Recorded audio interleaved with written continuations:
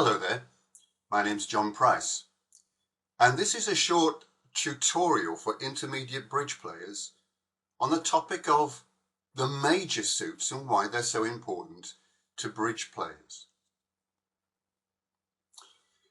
Now here's a fact of life from bridge. Did you know that, well, some hands are no good for no trumps? Absolutely not. You've got a void, or the opposition have got one suit absolutely covered. There are other hands where no trumps are absolutely ideal. But for the majority of the time, you could play in either no trumps or in a suit contract. And it's known to bridge players, just by experience, that when you've got these sort of hands with an 8-card fit, then the suit contract would give you, on average, one more trick than the no trump contract. Interesting, isn't it? You'll now ask, why? Well, I'm going to reveal to you this fact. This is where the extra trick is generated in these type of hands. There are the hands, the 8-card fit, probably a 5 trumps in one hand, 3 in the other. You could play it in no trumps, or you could play it in a suit, and you tend to get one more trick in the suit. Why? It's because you get an extra trick every time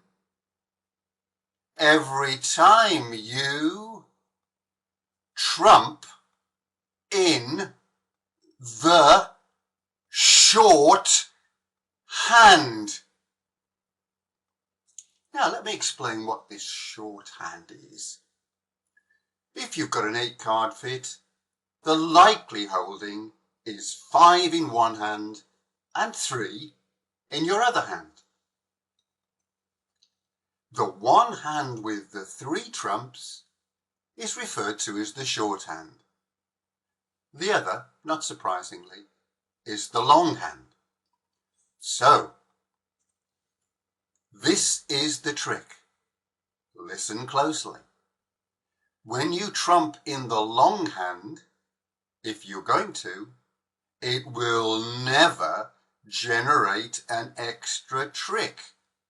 Trumping in the long hand can do some good things, but it won't generate this extra trick that we are talking about. You should only trump in the long hand when you've got a good reason for it. Sometimes you need to gain control by trumping the opposition's good suit. Sometimes you're trying to create winners in another long suit that you've got. Sometimes you want to get back into that hand. But it's trumping in the short hand is where the extra tricks are generated. On average, it's 1 extra trick. Sometimes you could make it 2. Sometimes you can't get any. So if that is the case, why don't people always play in a suit contract? What's the point of going for a no trump contract? Well, when bridge was created way back in 1925, there was an interesting twist to the scoring system.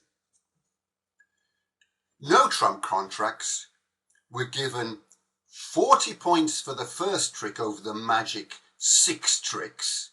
So the 7th trick, you'd get 40 points for that. And all the subsequent ones, you'd get 30 points for the extra trick. Plus, you'd get a part score or a game bonus. With hearts and spades, you got 30 points for each trick over 6.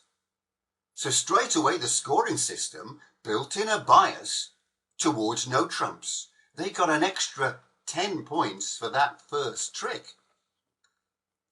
And also built in was the fact that diamonds and clubs they only got 20 points for each trick over 6.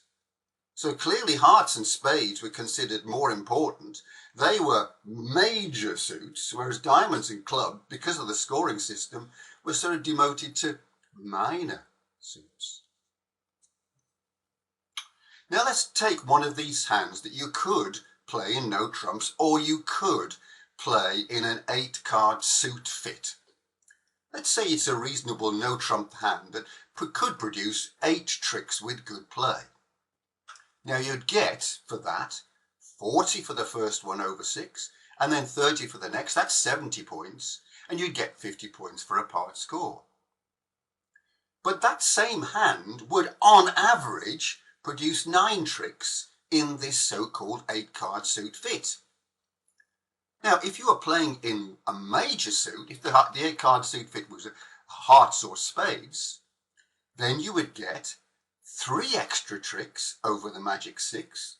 So in hearts, say, that would be 3 30s, that's 90 points, plus the part score, which is 50, 140 points. But in a minor suit like clubs, you'd get 3 lots of 20, that's only 60 points, plus the part score, only 110. So are things beginning to get clearer now? There is a bias towards no trumps in the scoring, but it's not enough to take away this extra fact when you're playing a bridge that suit contracts generate one more trick than no trump contracts. Well, it's not enough to overcome that for the major suits, but for the minor suits, blow me, if you get an extra trick, you still get less points than no trumps if you're playing in clubs or diamonds. It's more emphasized when you've got a game contract. A no trump hand that can make a game, that's 9 tricks, would give you 600 vulnerable points. For the 3 extra tricks over 6, it would be 40 plus 30 plus 30. That's 100, and then you'd get 500 for your bonus for getting a game.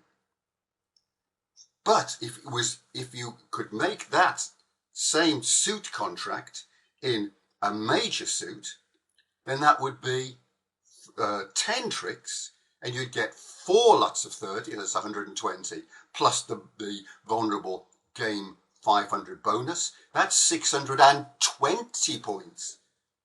In the minor suit, you wouldn't even be getting a game. So all you'd get would be the 4 lots of 20, that's 80 points, and a part score, that's only 130. So the scoring system had a built-in preference for a major suit contract over no trumps, but both of them were much better than the minor suit contracts that came in a poor third place. So in conclusion, because of this fact, all bidding systems are biased towards leading you towards a major suit contract, if that's possible, over a no trump contract. Some are more emphasized over this. For example, the 5-card majors conventions and system, it says it in the name. Some are less so. ACOL, for example, has a weak no trump and a sort of a tendency to tend towards that contract. But all of them have a bias towards the major suit contract. And if you think about it, it makes total sense. Given this scoring system, and combine that with the fact that you generally, on average, create one more trick in a suit contract with an 8-card fit, one more than in a no trump contract.